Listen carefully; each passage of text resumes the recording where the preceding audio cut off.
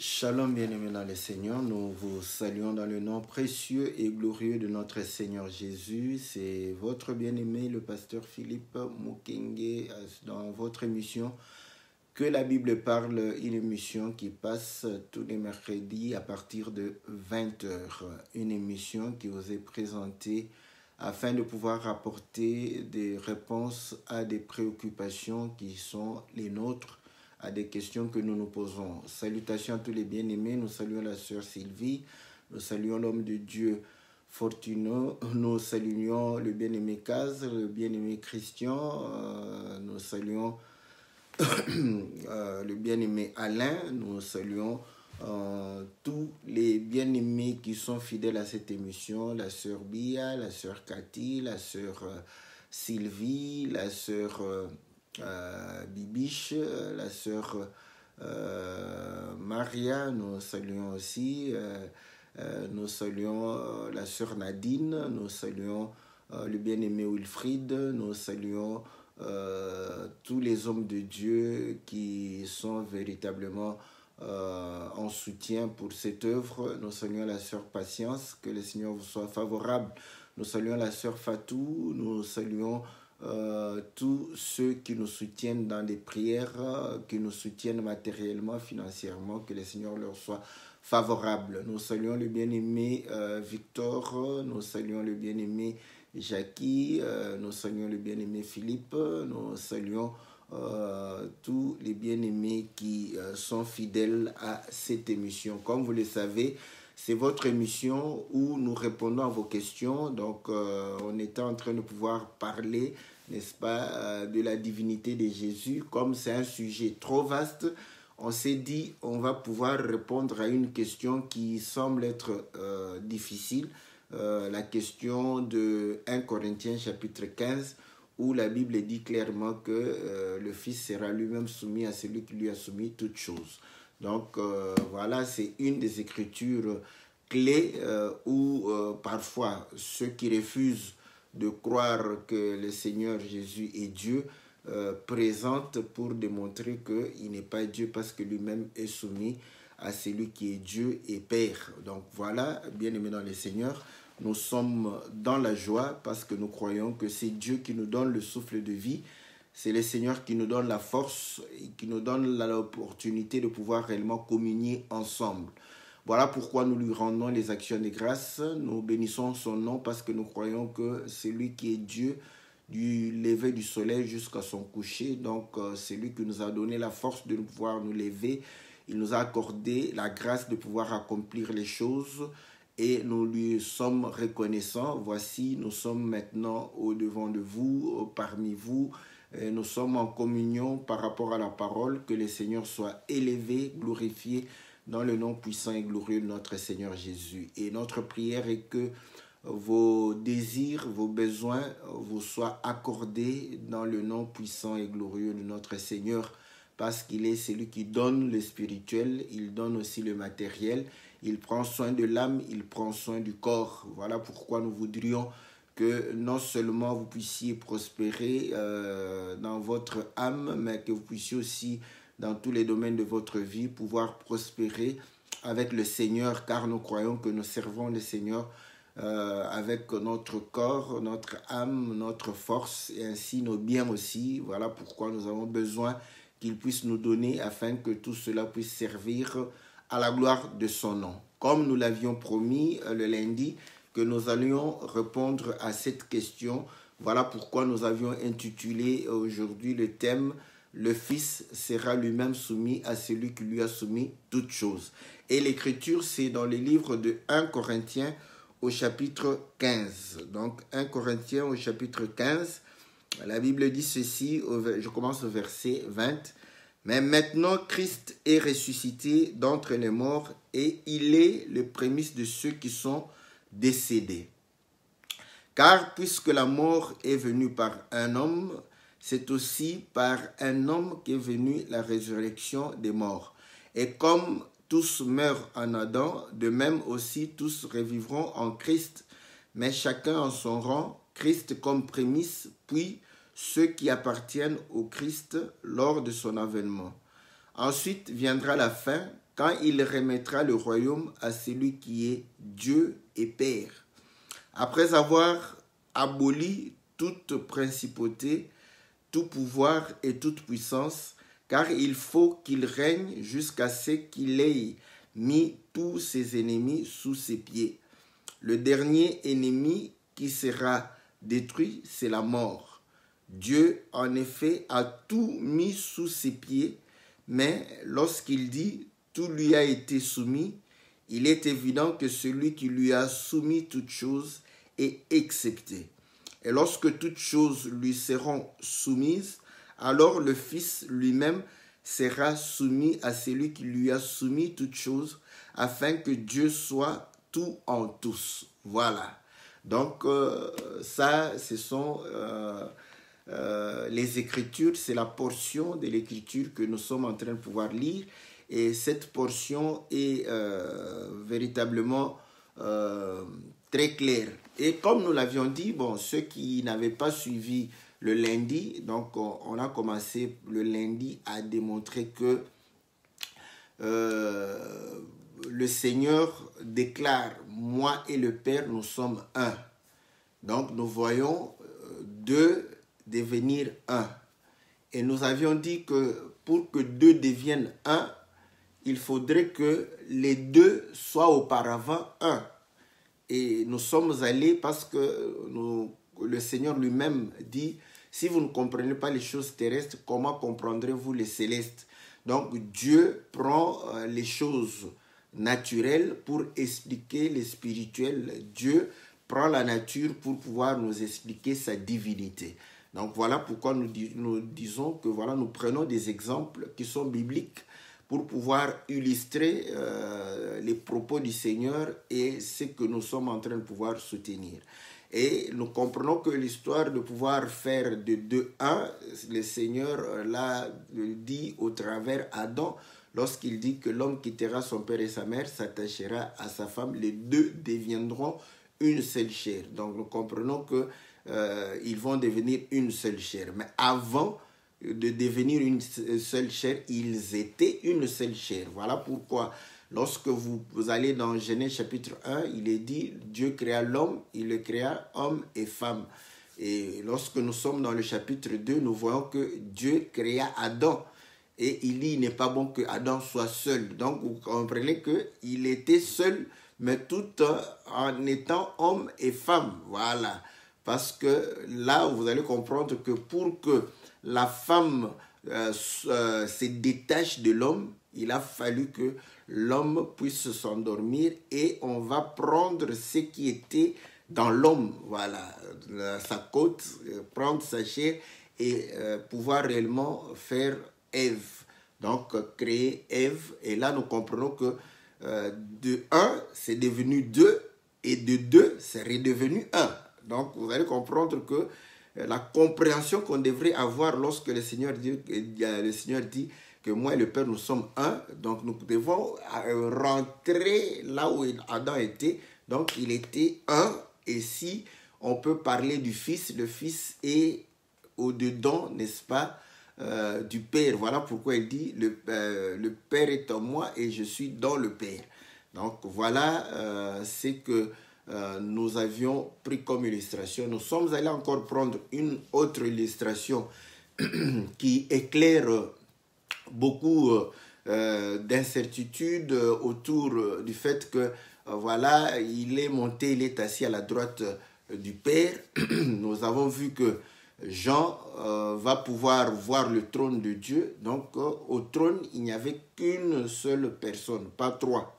Donc déjà, nous disons il n'y avait qu'une seule personne qui était sur le trône. Apocalypse chapitre 4, si vous lisez tout le chapitre, vous allez voir que Jean va apercevoir une personne. Je peux même lire pour permettre, n'est-ce pas, aux gens de pouvoir. Voilà, Apocalypse chapitre 4. Au verset 1. Après cela, je regardais, voici une porte ouverte dans le ciel, telle une trompette. La première voix que j'avais entendue me parlait, dit, monte ici. Donc il est monté au ciel et je te ferai voir ce qui doit arriver dans la suite. Aussitôt je fus ravi en esprit, et voici il y avait un trône dans le ciel, et sur ce trône quelqu'un était assis. Donc voilà, il n'y avait pas 3 personnes qui étaient là-dessus, une seule personne, pas 2. Donc c'est là où ça ce sont des certitudes. Un seul trône, une seule personne. Et celui qui était assis là-bas était digne d'adoration, parce que si vous lisez, vous allez voir que les 24 vieillards étaient en train de l'adorer. Donc les 4 êtres vivants vont pouvoir réellement se prosterner devant lui. Donc c'est Dieu. Voilà. Maintenant, la question sera posée, qui est digne de pouvoir prendre le livre qui était dans sa main droite? Donc là, nous avions carrément dit que Jean va regarder à droite, à gauche, autour. Il n'y avait personne. Voilà. Donc, et il va commencer à pleurer. Donc, à ce moment, nous disons l'écriture qui dit qu'il a été souverainement élevé et il est assis à la droite de Dieu. Donc, ne peut plus être compris de la manière dont nous comprenons les choses naturellement, physiquement. Et ainsi, nous avons compris que la droite de Dieu, c'est sa force. Donc, le Seigneur, n'est-ce pas, il est mort, ressuscité. Voilà pourquoi nous comprenons qu'il est dans la position de la force, parce qu'il était né comme un être faible. Voilà pourquoi Ésaïe 53 dit qu'il est apparu comme une plante faible. Maintenant qu'il est ressuscité et qu'il est sur le trône, il reprend la force, la position de la force. Voilà pourquoi nous disons au nom de Jésus, nous avons la guérison. Au nom de Jésus, les démons sont chassés. Au nom de Jésus, les miracles se font, parce que c'est la puissance du nom de notre Seigneur. Voilà. Donc, vous allez comprendre que à la main droite, personne n'avait cette capacité. Donc, maintenant, la Bible dit que quand Jean pleurait, le vieillard va lui dire « Ne pleure pas, car le lion de la tribu de Juda a vaincu. » Or, nous savons que dans Proverbe, la Bible dit que, n'est-ce pas, le rugissement du lion, c'est comme la fureur du roi. Donc, nous comprenons que le lion est comparé au roi. Donc, c'est le roi qui est sur le trône. Voilà, nous comprenons que, voilà, le lion de la tribu de Juda, il est sur le trône. Voilà pourquoi, lorsqu'il va regarder, il va voir un agneau debout au milieu du trône. Voilà. Donc, là, vous allez comprendre que l'agneau vient, n'est-ce pas, pas en dehors du trône. Il vient du milieu du trône. L'agneau sort du trône. Or, qui était assis sur le trône? Nous avons vu que c'était l'ancien des jours qui était assis sur le trône. Donc, l'agneau vient parce qu'il est les entrailles, n'est-ce pas, de Dieu, les entrailles du Père. Voilà. Donc, c'est tout à fait normal qui ne sortent que du milieu du trône et non en dehors du trône. Donc nous avons compris que nous n'avions pas 3 trônes, nous n'avions pas 2 trônes, nous n'avons qu'un seul trône, et il va sortir et il va se mettre debout. Vous comprenez que debout, parce que l'autre était assis, donc quand il se met debout, c'est là où c'est aussi le symbole, le signe de celui qui est envoyé. Voilà. C'est pourquoi nous disons, quand le Seigneur est venu, j'ai été envoyé. Par qui? Par le Père. Mais d'où je viens du Père. Pas auprès du Père. Je viens du Père. Je ne viens pas auprès du Père. Bon, ça c'est le français, mais bon, parfois le français nous aide aussi à avoir la bonne pensée, hein, n'est-ce pas? Donc, même si on dit auprès du Père, parfois auprès du Père veut dire du Père, pas auprès, à côté d'eux. Donc, parce qu'on ne parle pas français, on est en train d'expliquer les choses de Dieu. Bon, je parle en français, mais les choses de Dieu ne s'expliquent pas en français. Donc, vous allez comprendre que ça, c'était juste pour avoir des certitudes et comprendre maintenant toutes ces choses-là. Donc, vous allez comprendre qu'il sort pour pouvoir lire le livre. Mais personne n'était digne de pouvoir lire le livre. Pour lire le livre, il fallait passer, n'est-ce pas, par la mort. Voilà pourquoi il était comme un agneau immolé, donc parce qu'il devrait passer par la mort et pouvoir réellement nous accorder le salut au travers réellement l'ouverture du livre, afin que nous puissions connaître ce que Dieu a placé comme pensée dans le livre. Voilà ce qu'on avait pu résumer. Maintenant, nous nous sommes dit qu'il y a cette question, parce qu'on voulait répondre à plusieurs questions qui se posaient. Donc, il y a une des questions, voilà, 1 Corinthiens chapitre 15, il est dit clairement que quand on lui soumet, excepté celui qui lui a soumis toutes choses. Nous disons, voilà, parce que je me suis basé sur Apocalypse chapitre 4, parce que là, c'est clair et net. Si vous avez des doutes, au moins vous avez l'illustration du trône. Donc, il n'y a pas deux trônes, il n'y en a pas trois. Donc, il n'y a qu'un seul trône. Donc, et nous comprenons que si le Seigneur est assis sur ce trône, donc il n'y a pas deux, il n'y a qu'un seul. Voilà pourquoi nous disons que maintenant, nous avons compris que Dieu devrait prendre une autre forme pour pouvoir réellement servir. Et nous sommes allés toujours, on est allé sur des images claires. Voilà pourquoi j'avais pris Adam, où il était en train de dominer sur la terre, le jardin, et Dieu va pouvoir sortir Ève d'Adam, et on dit que ça sera une aide semblable. Donc, pour pouvoir aider, servir, voilà. Donc, nous comprenons que quand Dieu, n'est-ce pas, quitte le trône, il prend une autre forme, la forme du serviteur, la forme de l'envoyé. Donc voilà, il doit parler en ces termes-là. J'ai été envoyé, le Père m'a envoyé, je suis venu faire la volonté du Père, tout ça. C'est tout à fait normal. Maintenant, la Bible dit que dans 1 Corinthiens, on est en train de parler du fait que toute chose lui est soumise, et il va pouvoir réellement être lui-même soumis lorsque tout sera soumis. Et écoutez, ici, je prends d'abord les éléments. On dit que parce qu'il était en train de parler de la mort, il faut comprendre que le Seigneur est mort, il est ressuscité, donc il a vaincu la mort.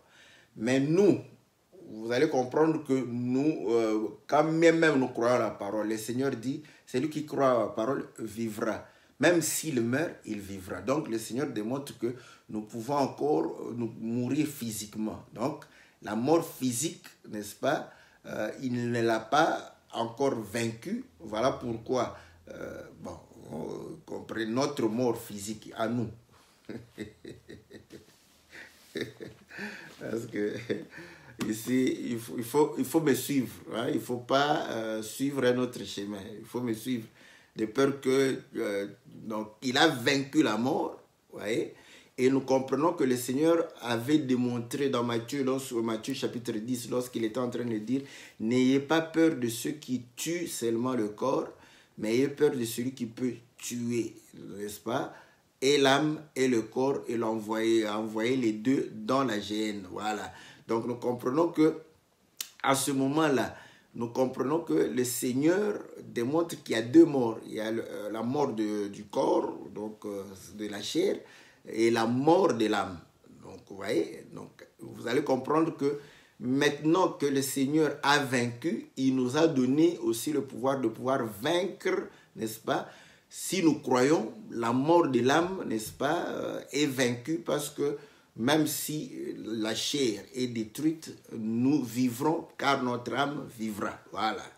Donc, mais Paul est en train de pouvoir démontrer que voilà, maintenant que nos corps seront détruits, donc Dieu va pouvoir détruire aussi ce dernier ennemi qui est la mort. Et puis à ce moment-là, le Seigneur Jésus va pouvoir réellement remettre toutes choses entre les mains de celui qui lui a soumis toutes choses. Voilà. Maintenant, nous disons, c'est écrit. Voilà, c'est écrit. Mais comprenez que quand le Seigneur parlait du Père, il disait toujours, je vous ai parlé du Père, j'ai parlé en parabole du Père. Donc, lorsqu'on est en train de parler du Dieu, le Père, le Fils, tout ça sont des paraboles qui exigent une explication. Voilà. Maintenant, pour donner des explications, on ne donne pas avec notre intelligence. Parce qu'avec notre intelligence, nous serons limités Nous serons parfois littéral, donc on sera limité par la vision, n'est-ce pas, que nous avons des choses charnelles. On n'explique pas Dieu de manière charnelle, avec l'intelligence charnelle. Mais Dieu s'explique lui-même par sa propre parole. Voilà pourquoi Salomon dit, ce qui est a été, ce qui sera a été. Donc, maintenant nous comprenons ce qui va venir. Donc, ça a déjà été, mais sous une autre forme. Et c'est là où nous avions pris aussi l'écriture de Genèse, où Dieu dit que l'homme est à son image.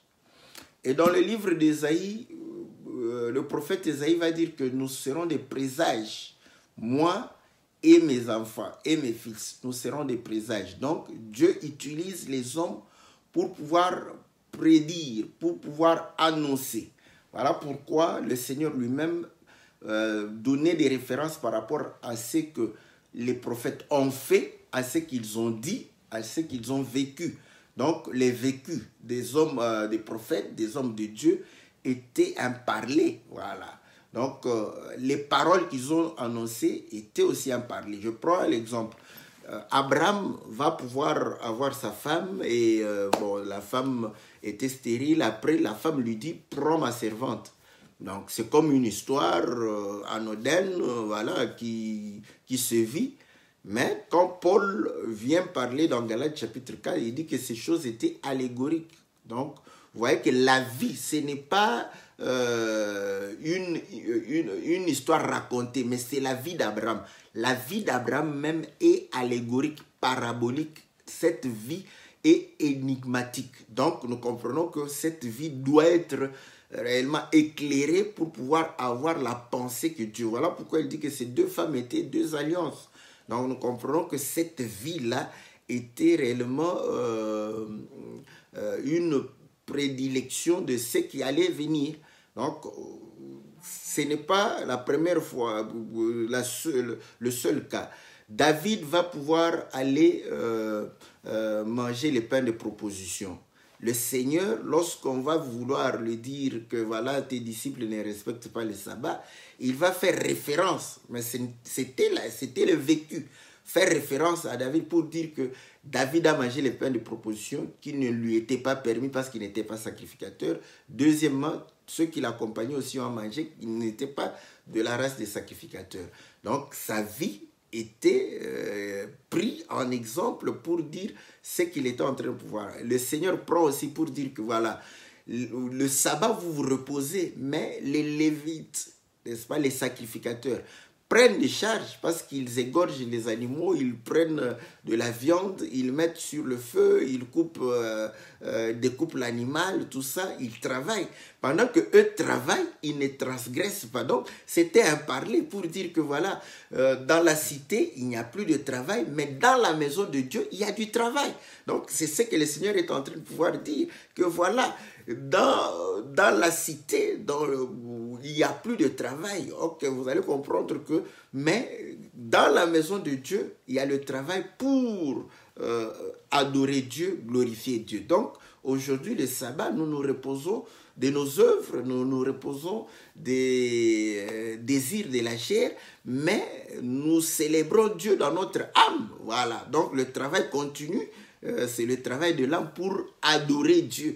Mais cependant, la chair doit se reposer de ses œuvres. Voilà, c'est ce que le Seigneur nous recommande. Mais c'était déjà une vie, c'était quelque chose qui se faisait, ça ne se proclamait pas, ça se vivait. Est-ce que vous comprenez? Voilà pourquoi aujourd'hui, nous aussi, dans cet évangile, lorsque nous avons des écritures comme ça, nous allons prendre une vie, quelque chose qui s'est passé, où nous comprenons que ça dit la même chose et ça donne comme témoignage et lumière à ce qui semble être compliqué, parce que j'ai toujours dit, il faut aller sur des bases simples pour aller expliquer les choses compliquées. Si vous commencez par des choses compliquées, donc même les simples seront mal compris, parce que là, les gens seraient déjà perdus, n'est-ce pas, par rapport à l'explication. Donc, dans le livre de 1 Corinthiens, nous comprenons que Dieu lui a soumis toutes choses. Voilà. Dieu a soumis au Seigneur toutes choses. Maintenant, c'est vrai, on peut imaginer, on lui a soumis toutes choses. Ok, c'est bon, on ferme les yeux, on pense, c'est bien. Mais nous disons, allons voir d'autres témoins. Le Seigneur lui-même dit que vous sondez les Écritures courantes devant elles la vie éternelle. Ce sont elles qui rendent témoignage de moi. Les Écritures sont réellement des témoins du Seigneur Jésus. Donc, nous pouvons aller voir et trouver là où réellement Dieu pouvait aussi parler d'une autre manière. Écoutez, vous allez comprendre que la Bible dit que pour être fils de Dieu, on passe par fils d'Abraham.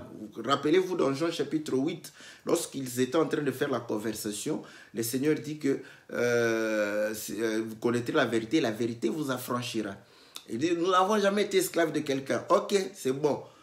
Mais si celui qui pêche est esclave, nous n'avons jamais été fils illégitimes.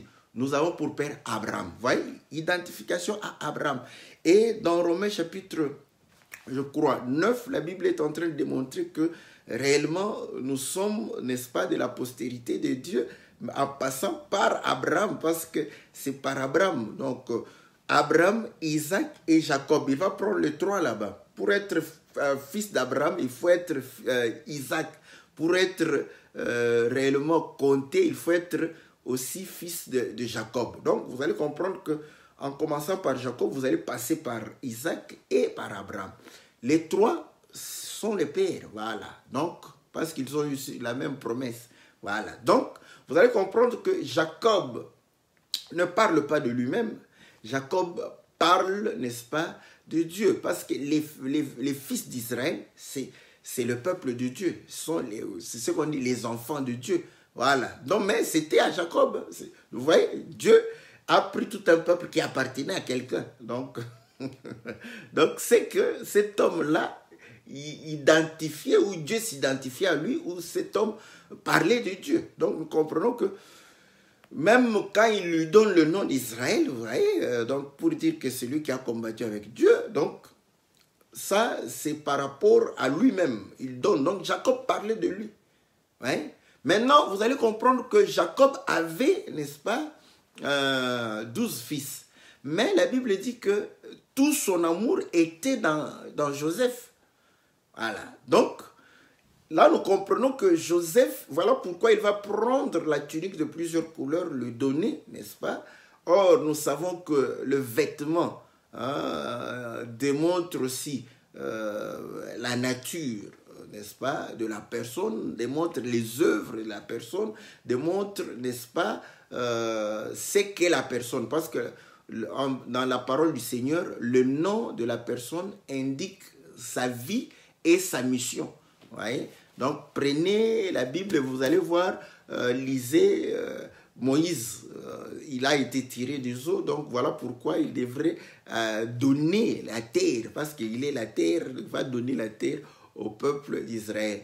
Donc, vous allez comprendre que ce n'est pas en vain. Hein. Prenez des noms comme ça, Daniel, juge. Donc, les noms, c'était exactement ce que les gens vivaient, n'est-ce pas, au travers, n'est-ce pas, le nom qu'ils portaient. Donc, vous allez comprendre que Joseph représente le fils qui avait tout l'amour du père. Mais le Seigneur est identifié comme étant celui qui a toute l'affection. Celui-ci est mon fils en qui j'ai placé toute mon affection, comme Joseph. Voilà. Donc, vous allez comprendre que Joseph, n'est-ce pas, sera haï par ses propres frères. Le Seigneur va dire aussi que nul n'est prophète chez soi. Donc, il a été haï par ses propres frères. Voilà pourquoi, quand il rentrait même là où il a grandi, il ne faisait pas beaucoup de miracles parce que ces gens-là ne le recevaient pas. Or, Israël, vous allez voir, vont pouvoir rejeter le Seigneur. Il est venu chez les siens ne l'ont point reçu. Voilà, donc il a été rejeté comme Joseph qui a été rejeté par ses frères. Donc, nous sommes d'accord que Joseph représente réellement le Seigneur. Voilà, il a été rejeté par ses frères et par ses 10 frères, hein, parce que maintenant, ces 10 frères, nous avons déjà expliqué, je vais aller vite comme ça, hein, ces 10 frères sont les fils de Léa. Léa, c'est la première femme de Jacob, liée à Jacob par la loi, par la coutume, et sont les fils de Bilha et Zilpa, qui sont des servantes qui ont été données, n'est-ce pas, à Rachel et à Léa. Donc, vous allez comprendre que ce sont des esclaves, voilà. Or, écoutez, cette première femme liée à la loi, les deux sont des esclaves. Galates chapitre 4 nous démontre que Agar, qui était esclave, représentait le mont Sinaï. Donc, les 10, vous voyez, donc, viennent de là. Or, les 10 fils, vous allez comprendre que c'est 10 paroles aussi, parce que lorsque Jacob va les appeler, si vous prenez Benjamin et Judas, Benjamin et Joseph à part, donc les 10, on va prononcer des paroles sur eux. Donc chaque fils une parole. Donc les 10 paroles, ça représente la loi. Donc vous allez comprendre qu'ils l'ont rejeté. Mais quand ils l'ont rejeté, qui l'ont reçu, sont les Égyptiens. Or l'Égypte, c'est le symbole même du monde. Voilà. Donc les Égyptiens l'ont reçu. Il est allé là-bas et au moment où il est allé, donc là, il y a beaucoup d'enseignements où on va démontrer que symboliquement, Joseph a été mis dans une fosse et remonté, donc il est mort, n'est-ce pas? Parce que dans la fosse, c'est la mort. Je ne suis pas là pour pouvoir aller, n'est-ce pas, dans tous les détails. Je crois qu'on en a parlé sur la maladie d'Ézéchias, n'est-ce pas? Voilà, donc Ézéchias démontre qu'il était dans la fosse où il était mort. Donc il va mourir, n'est-ce pas? Et on va le vendre Joseph, n'est-ce pas? Chez les marchands des aromates, de baumes. Or, les aromates, les baumes, c'était pour lutter contre la putréfaction, contre la pourriture. Donc, vous voyez, symboliquement, il passe par la mort, il est embaumé, donc il ne connaît pas la corruption. Et c'est ça, c'est que le Seigneur meurt, mais il ne va pas connaître la corruption et il va ressusciter d'entre les morts. Mais quand il ressuscite, donc vous allez comprendre qu'il est prêché parmi les nations, les gentils, parce que la croix, la mort est scandale pour les Juifs. Donc on ne croit plus en lui. Donc on se dit non, s'il était le Messie, il allait nous délivrer. Mais un Messie qui meurt, ce n'est pas vraiment le Messie qui vient nous sauver. Donc vous comprenez que voilà pourquoi la croix est scandale pour les Juifs, folie pour les païens, parce qu'ils ne croient même pas à la résurrection. Donc, mais nous sommes sauvés par la mort et la résurrection du Seigneur et nous croyons à cette prédication. Voilà pourquoi le Seigneur règne au milieu de nous. Comme Joseph, il va pouvoir réellement se retrouver en Égypte. Et quand il va arriver en Égypte, il sera dans la maison de Potiphar. Vous connaissez l'histoire. Et là-bas, Joseph, on va tout lui donner. Il lui a soumis toutes choses. Écoutez.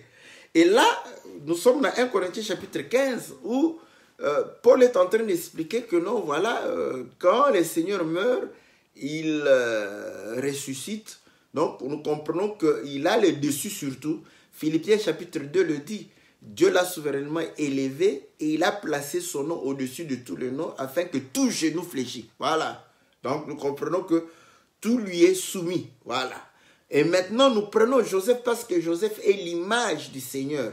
Donc, nous avons pris des éléments haïs par ses frères, vendus, livrés aux païens, comme le Seigneur était haï par ses frères. Il a été livré aux païens, n'est-ce pas?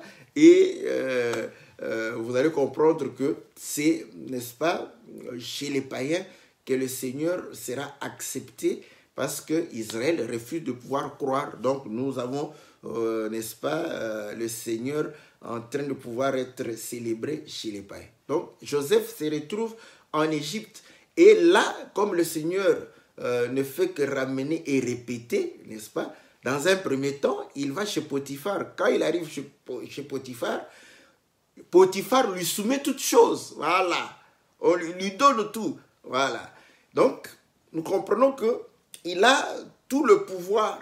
La Bible dit, quand on lui donne tout le pouvoir, la femme va commencer à... parce que Joseph était beau, à pouvoir regarder Joseph, à envier Joseph, à pouvoir chercher à coucher avec Joseph, Joseph va pouvoir refuser et un jour il va pouvoir lui dire que mais non, cette femme lui couche avec moi. Il dit non, non, je ne peux pas. Mon chef m'a tout donné, tout m'est soumis, excepté toi. J'aime ça. J'aime ça. Excepté toi. Bon, je crois que vous connaissez l'histoire, hein, donc je ne vais pas trop lire pour que je puisse aller assez rapidement. Excepté toi. Or, la femme, vous allez comprendre que la femme, c'est le trône. C'est là où l'homme domine. Ah, j'aime ça. Vous voyez? Donc, la femme, c'est le trône de l'homme. C'est là où l'homme doit réellement s'asseoir. Je salue mes sœurs. Vous voyez? Donc, écoutez, je ne le dis pas en l'air. Vous savez que la Sunamite qui a été donnée à David, n'est-ce pas, était très belle.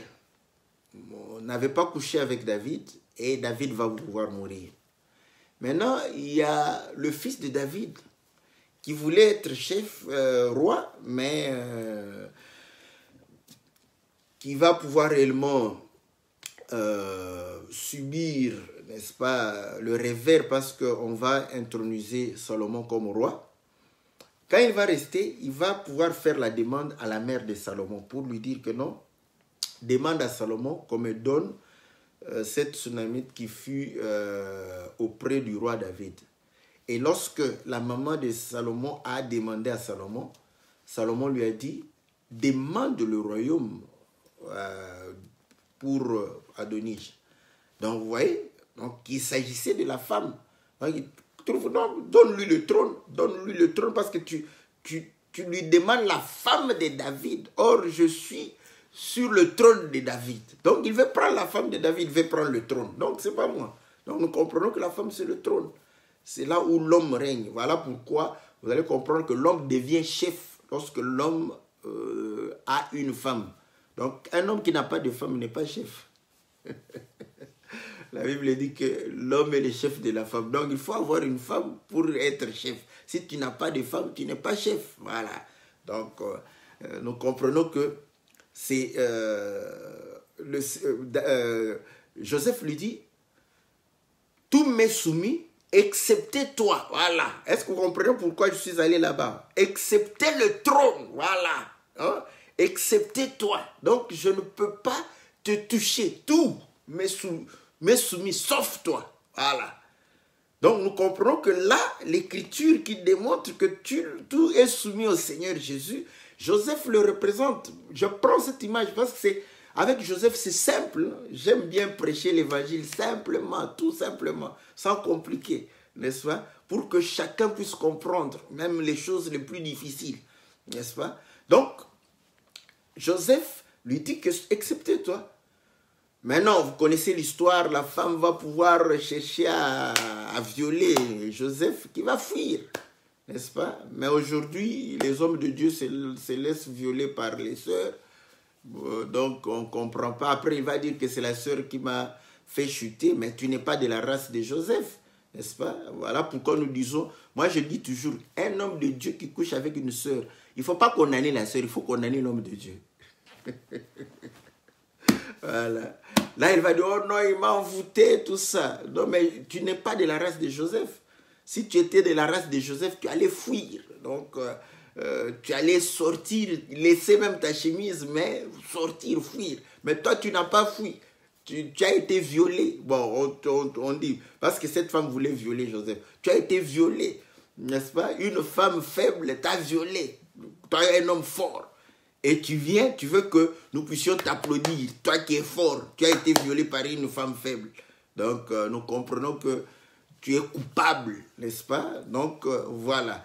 Mais si tu es de la race du Seigneur, de la race de Joseph, tu vas pouvoir réellement fuir. Voilà pourquoi la Bible dit, fuyez l'impudicité. Donc, quand tu trouves que non, la femme commence à avoir des comportements bizarres, tu t'éloignes d'elle, c'est simple comme bonjour. Elle comprendra que tu la fuis et elle va se fatiguer. Voilà. Donc, vous allez comprendre que à ce moment-là, on va prendre Joseph comme ses frères. Vous voyez? Comme ses frères. Il sera dans la prison. Donc, il va encore redescendre. Dans la prison, nous connaissons les chansons du roi va venir, le panetier du roi viendra encore. Donc, ils seront là-bas en prison, n'est-ce pas? Et ils vont avoir des songes, comme lui, il avait la capacité de pouvoir interpréter les songes, car nous disons que la Bible, c'était un songe. Il faudrait savoir expliquer cela, interpréter, et ça va te donner le pouvoir. Et tu vas sortir de prison, tu vas sortir de la servitude du diable, tu vas sortir réellement de la servitude du péché, et tu auras aussi le pouvoir, parce que l'intelligence, n'est-ce pas, donne le pouvoir. Aujourd'hui, ceux qui ont le pouvoir ont l'intelligence. Je dis même cette intelligence physique ici, ça te donne le pouvoir, parce que tu connaîtras, n'est-ce pas, comment faire les choses, comment résoudre les problèmes aussi. Donc, c'est important. Le problème que nous avons la connaissance, mais nous ne voulons pas mettre cette connaissance en pratique. Or, la connaissance qui est mise en pratique donne de l'avantage. J'ai toujours dit, l'homme occidental a de l'avantage parce qu'il met la connaissance en pratique. Voilà pourquoi il a de l'avance. Il n'a pas de richesse matérielle, mais il a l'intelligence. Si nous avons l'explication des choses, nous avons, n'est-ce pas, cette capacité. Mais cette explication des choses, en pratique, tu verras ta vie se transformer. Tu verras comment est-ce que ta vie sera une bénédiction, une prospérité, n'est-ce pas? Donc, c'est véritablement ça, ce que nous sommes en train de pouvoir dire. Vivre l'évangile, vivre cet évangile, tu vas voir comment est-ce que tu vas prospérer parce que tu vas réellement faire les choses avec l'intelligence du Seigneur. Donc, nous comprenons que Joseph qui est en prison, n'est-ce pas? Or, au moment où le Seigneur va en prison, parce que le Seigneur est allé en prison, 1 Pierre chapitre 3, verset 17, la Bible dit que quand il est mort quant à la chair, rendu vivant quant à l'esprit, il est allé en prison. Voilà, comme Joseph. Voilà. Donc, vous voyez, c'est par la mort qu'il est allé en prison pour aller, n'est-ce pas, prêcher ce qui était incrédule au temps de Noé. Donc, nous comprenons que Joseph en prison, ça parle de la mort du Seigneur. Maintenant, quand Joseph sort de la prison, ça parle de la résurrection, n'est-ce pas, du Seigneur Jésus. Voilà. Donc, vous connaissez l'histoire, Joseph va sortir, n'est-ce pas, de la prison et sera réellement élevé. J'aimerais chercher l'écriture et pouvoir lire cela. Donc, je crois que c'est dans Genèse 42. Voilà. Non, Genèse 41. Voilà. Je lis le verset. Je commence au verset 39. Le pharaon dit à Joseph, dès lors que Dieu t'a fait connaître tout cela, il n'y a personne qui soit aussi intelligent et aussi sage que toi. C'est toi qui seras à la tête de ma maison. Et tout mon peuple dépendra de tes ordres. Alléluia. Dieu lui a soumis toutes choses. Nous voyons, vous voyez? Donc, nous voyons que Pharaon est en train de pouvoir lui donner. Or, Potiphar lui avait donné tout le pouvoir dans sa maison. Donc, Dieu ne fait que répéter. Là-bas, excepté la femme. Ici, je crois, si c'est dans les mêmes termes, parce que parfois, vous savez, moi, je ne suis pas adepte d'une version. Parce que dans une autre version, on va dire excepté le trône. Tu vas espérer trouver le trône, français courant va expliquer autrement. Excepté mon autorité. Là, tu te troubles, tu dis, oh non, mais autorité, le trône, c'est une autorité. Donc, voilà. Donc, vous allez comprendre que la Bible dit ceci. C'est toi qui seras la tête de ma maison et tout mon peuple dépendra de tes ordres. Le trône seul m'élèvera au-dessus de toi. Le pharaon dit à Joseph, vois, je te donne autorité sur tout le pays d'Égypte. Le pharaon ôta son anneau de sa main et le mit à la main de Joseph il le revêtit d'habits de fin lin et lui mit un collier d'or au cou. Il le fit monter sur le char qui venait en second derrière le sien. On criait devant lui Abrek, c'est-à-dire c'est ainsi que le pharaon lui donna autorité sur tout le pays d'Égypte. Le pharaon dit encore à Joseph, je suis le pharaon, sans ta permission, personne ne lèvera la main ni le pied dans tout le pays d'Égypte. Le pharaon appela Joseph du nom de Tsaphnath Pénéa et lui donna pour femme Asnath, fille de Potiphéra, prêtre d'On. Joseph sortit alors pour prendre autorité sur le pays d'Égypte. Donc, vous allez voir que Pharaon va lui donner toute autorité. Personne ne pouvait bouger le doigt ni le pied. Donc, tout lui était soumis. Tout lui est soumis. Ah, j'aime ça. Mais maintenant, qu'est-ce qui s'était passé? Pharaon avait eu un songe où il a vu cette vache grasse bouffée par cette vache maigre, cet épi brûlé mangé par cet épi, mangeant cet épi gras. Il n'avait pas l'explication, il ne comprenait pas. Joseph est venu et il a dit non, cela voudrait dire vous aurez 7 années d'abondance et 7 années de famine. Donc la famine va engloutir tout ce qui a été produit pendant les années d'abondance. Donc voilà. Donc voilà l'explication. Maintenant, si vous voulez lutter contre la famine qui vient, vous devrez conserver. Vous voyez? Donc, or, vous allez comprendre que Joseph va faire face à cette année de famine. Donc, qui amène la mort. La famine amène la mort. Donc, vous comprenez que tout lui est soumis, mais il y a un ennemi qui doit être vaincu. C'est la mort. Parce que la mort venait, la famine venait, la disette venait, la sécheresse venait. Et on lui donna autorité. Vous voyez? Maintenant, le fait qu'il est là, il va pouvoir gérer, les gens mangent, tout ça, mais il doit lutter contre la mort. Je suis en train de lire 1 Corinthiens chapitre 15. Tout lui est soumis, n'est-ce pas? En disant cela, excepté celui qui lui a soumis toutes choses. Vous voyez? Donc, je ne sais pas si je... Bon, je n'ai pas lu ça ici. Hein? C'est pourquoi j'ai toujours dit que dans d'autres versions, j'ai l'impression où Pharaon est en train de pouvoir lui dire clairement que je t'ai tout donné excepté mon trône. Bon, vous voyez, c'est pourquoi je dis on ne peut pas être esclave des versions. Donc, mais du moins, le char de Joseph venait après celui de Pharaon. Donc, on comprend que tout le reste est soumis à Joseph, excepté Pharaon. Voilà. Même dans la vie, même dans le comportement, vous allez voir qu'il avait autorité sur tout sauf sur Pharaon. Parce que quand ses frères vont venir, il va pouvoir leur dire, allez chez Pharaon, dites ceci, dites cela. Donc, tout lui était soumis, sauf, voilà, c'est lui qui lui a soumis toutes choses. Voilà.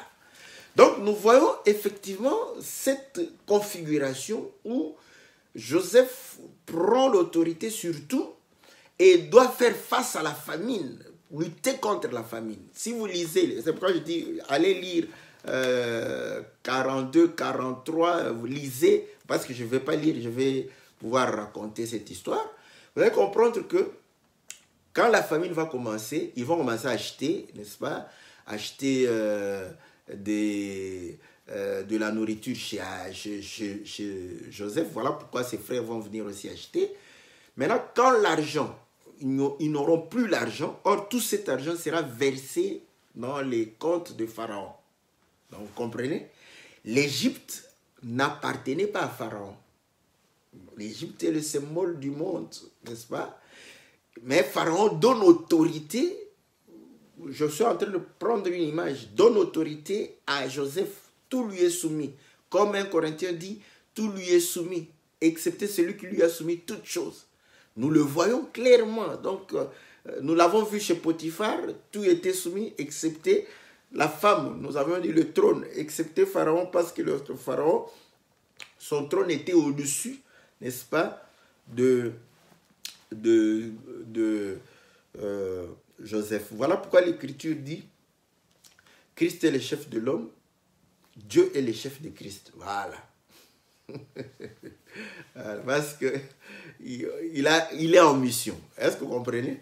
Donc, à ce moment, nous comprenons que quand ils vont commencer à acheter tout l'argent, donc vous sortez vos comptes en banque, tout, fini.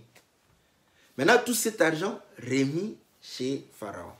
Ils n'avaient plus rien acheté. Ah, ils sont venus encore. Oh non, mais nous n'avons plus rien acheté. Joseph leur dit, donnez vos chevaux. Ils vont prendre leurs chevaux, prendre leurs biens, donc, allez, tout vendre.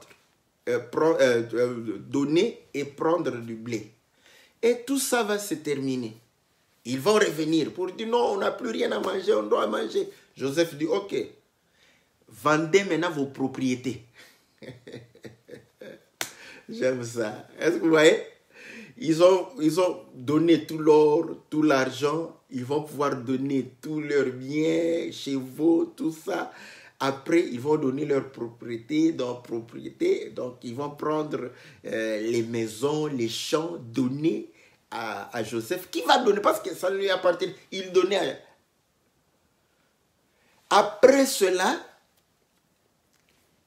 il y avait encore la famine. Après, ils vont venir eux-mêmes. Ils vont dire, non, mais nous avons... Après, ils disent, bon, nous vendons nous-mêmes.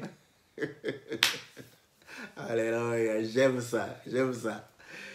Lisez, vous allez comprendre que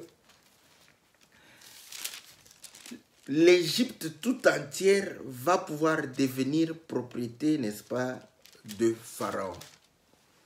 N'est-ce pas? Je ne sais pas, attendez, je vais chercher l'arrivée de Joseph, c'est que là, on commence à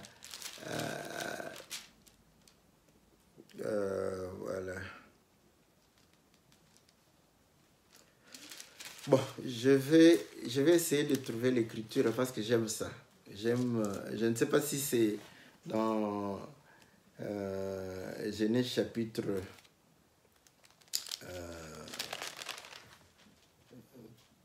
voilà.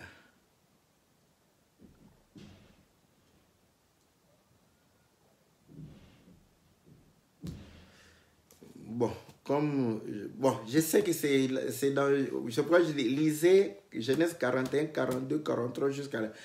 J'aurais aimé retrouver l'écriture, hein, parce que pour que vous puissiez comprendre que ah voilà, ah c'est dans 41, ils ont fait le résumé dans 41, ok, c'est bien. Voilà. Je commence au verset 54, Genèse 41, 54.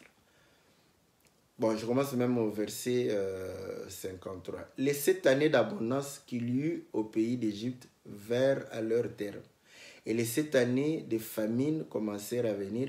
Comme Joseph l'avait annoncé, il y avait famine dans tout le pays, mais dans tout le pays d'Égypte, il y avait du pain. Quand tout le pays d'Égypte fut aussi affamé, le peuple cria au Pharaon pour avoir du pain. Et le Pharaon dit à tous les Égyptiens, allez, trouvez Joseph et faites ce qu'il vous dira.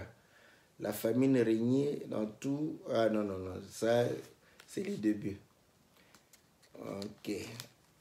Voilà.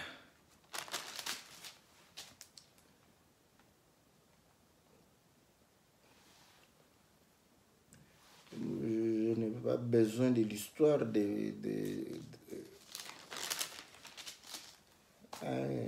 Joseph, ça c'est l'histoire avec ses frères.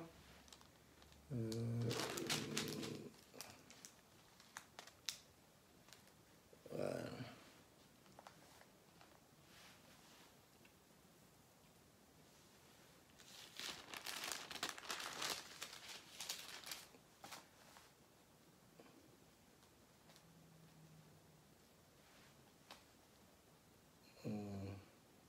Ah, voilà.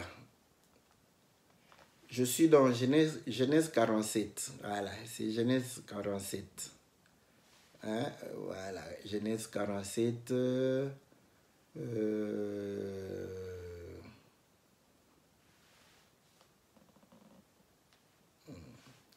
Je commence le verset 20. Parce que ça, c'est le verset 20. Joseph acheta toutes les terres de l'Égypte pour le Pharaon, car les Égyptiens vendirent chacun leur champ parce que la famine les pressait. Le pays devint la propriété du Pharaon. Il transféra le peuple dans les villes d'un bout à l'autre des frontières de l'Égypte. Toutefois, il n'acheta pas les terres des prêtres parce qu'il y avait une prescription du Pharaon en faveur des prêtres qui vivaient grâce à cette prescription que leur avait accordé le Pharaon. C'est pourquoi ils ne vendirent pas leurs terres. Joseph dit au peuple, « Je vous ai acheté aujourd'hui avec vos terres pour le compte du Pharaon. Voici pour vous de la sémence. Vous pourrez ensemencer les terres. À la récolte, vous donnerez 1/5 au Pharaon et vous aurez les 4 autres parties pour ensemencer les champs et pour vous nourrir avec vos maisonnées et avec vos enfants. » Voilà. Oui? Donc ça, c'est ce que je voulais lire. Allez lire comment est-ce qu'ils vont tout vendre. Donc, tout l'Égypte va pouvoir appartenir, n'est-ce pas, à Pharaon. Donc, vous comprenez maintenant, là-bas on dit que Pharaon lui a soumis toutes choses. Et il doit régner jusqu'à ce qu'il va pouvoir anéantir la mort. Et lorsque la mort sera anéantie, la Bible dit que lui-même sera soumis, n'est-ce pas, à celui qui lui a soumis toutes choses. Donc nous comprenons que quand Joseph termine de pouvoir prendre toute l'Égypte, les hommes et leurs biens, pour le compte de Pharaon, l'histoire de Joseph va se terminer là. Parce qu'il a terminé sa mission. Mais écoutez maintenant, parce que la soumission, Paul l'explique par rapport à l'homme et la femme. Il dit que hommes, aimez vos femmes, femmes, soyez soumises. Donc nous comprenons que les femmes sont soumises. Pourquoi? Il démontre que parce que la femme a été tirée de l'homme. Or, nous avions dit, quelle est cette femme qui va se soumettre? La femme va se soumettre à son mari. Mais quand la femme retrouve le mari, nous sommes dans Genèse. Voici cette fois-ci, os de mes os, chair de ma chair. Donc, la femme rentre là où elle a été prise. Est-ce que... Bon, je pris l'image pour expliquer les choses spirituelles. Femme, ne sois pas scandalisée. Oh, mais comment il parle de la femme et Jésus, il va le... Oui. Nous avions dit que femme veut dire être faible. 1 Pierre chapitre 3 le dit, n'est-ce pas, que femme, c'est un être faible. Voilà. Donc Jésus est apparu comme un être faible, voilà, comme une femme. Voilà pourquoi il a été tenté. Et il a pleuré. Vous savez que nous avions dit que les hommes ne pleurent pas, c'est les femmes qui pleurent. Et quand Jésus a pleuré, quand Jésus pleure, il pleure comme une femme. Donc, vous allez comprendre que la femme, quand elle rentre, c'est là où elle se soumet. Parce que la femme ne doit pas se soumettre à n'importe qui. Voilà pourquoi, au début de cet évangile, même les frères, les jeunes frères, parce qu'ils ne comprenaient pas tellement bien la parole, peut-être parce qu'on n'avait pas bien expliqué ou donné des détails, tu le vois comme ça en train de pouvoir crier sur une maman. « Hé, ta soeur, ta soeur. » Mais célibataire qu'il est, il est chef de qui? Chef de personne. Voilà. Donc, l'homme est chef de la femme lorsque l'homme, n'est-ce pas, vient se lier à la femme. Or, quand il y a cette union, c'est ce que nous disons, voici cette fois-ci, os de mes os, chair de ma chair. Donc, la femme rentre. Donc, vous comprenez, c'est ça la soumission. La soumission. Quand la femme rentre là où elle a été tirée, c'est là où elle va se soumettre. C'est clair. Le Seigneur, nous avons expliqué que le Seigneur est sorti du Père, il est sorti de Dieu. Apocalypse chapitre 14, c'est l'image claire sur laquelle nous sommes fixés, car l'agneau est sorti du trône, donc de celui qui était assis sur le trône, pour aller faire l'œuvre. Est-ce que vous comprenez? Après avoir racheté le peuple pour Dieu, vous allez comprendre que quand l'agneau rentre, est-ce que vous comprenez? Quand il rentre d'où il a été tiré, c'est ça ce qu'on appelle la soumission. Il lui-même sera soumis à celui qui lui a soumis toutes choses. C'est le retour. Point barre. Est-ce que vous comprenez? C'est le retour. Voilà pourquoi quand l'œuvre de l'agneau se termine, il retourne et vous allez comprendre que c'est sur le trône qu'il va se retrouver. Point barre. Pas à droite, pas à gauche. Voilà. Et ainsi la Bible dit que Dieu sera tout en tout. Ah, j'aime ça. Est-ce que vous voyez? C'est ce qui est clairement. Pharaon est devenu, c'est-à-dire Pharaon, son nom est devenu sur tout l'Égypte. Donc chaque terre portait le nom de Pharaon, la signature de Pharaon. Parce que, est-ce que vous comprenez? Oh là. Et chaque individu appartenait à Pharaon. Oh, j'aime la Bible parce qu'il y a des illustrations comme ça, faciles, claires et nettes. On ne cherche pas à midi à 14h. Donc, comme si on lisait ça en français. Mais on ne lit pas ça en français. Voilà. Donc, c'est une explication. Donc, vous allez comprendre que je vais relire ici, puis mettre un point virgule là. Ouais. On dit au verset, je suis 1 Corinthiens, chapitre 15, verset 20. Mais maintenant, Christ est ressuscité d'entre les morts. Il est les prémices de ceux qui sont décédés. Voilà. Comme Joseph était les prémices, donc voilà, c'est lui le premier, n'est-ce pas? Car puisque la mort est venue par un homme, c'est aussi par un homme qu'est venue la résurrection des morts. Et comme tous meurent en Adam, de même tous revivront en Christ. Mais chacun en son rang, Christ comme prémisse, puis ceux qui appartiennent au Christ lors de son avènement. Ensuite viendra la fin, quand il remettra le royaume à celui qui est Dieu et Père. Est-ce que vous voyez cette image avec Joseph et Pharaon? Oui. La fin vient lorsqu'il va remettre l'Égypte entre les mains de Pharaon. Voilà. Mais avant cela, voilà, on dit, après avoir aboli toute principauté, tout pouvoir et toute puissance. Donc, tous les dignitaires de l'Égypte ont été, n'est-ce pas, abaissés, abolis, parce qu'ils ont vendu leur autorité, leur dignité, tout, parce qu'ils ont tout vendu. Est-ce que vous comprenez? Car il faut qu'il règne jusqu'à ce qu'il ait mis tous ses ennemis sous ses pieds. Le dernier ennemi qui sera détruit, c'est la mort. Dieu, en effet, a tout mis sous ses pieds, mais lorsqu'il dit que tout lui a été soumis, il est évident que celui qui lui a soumis toutes choses est excepté. C'est clair et net.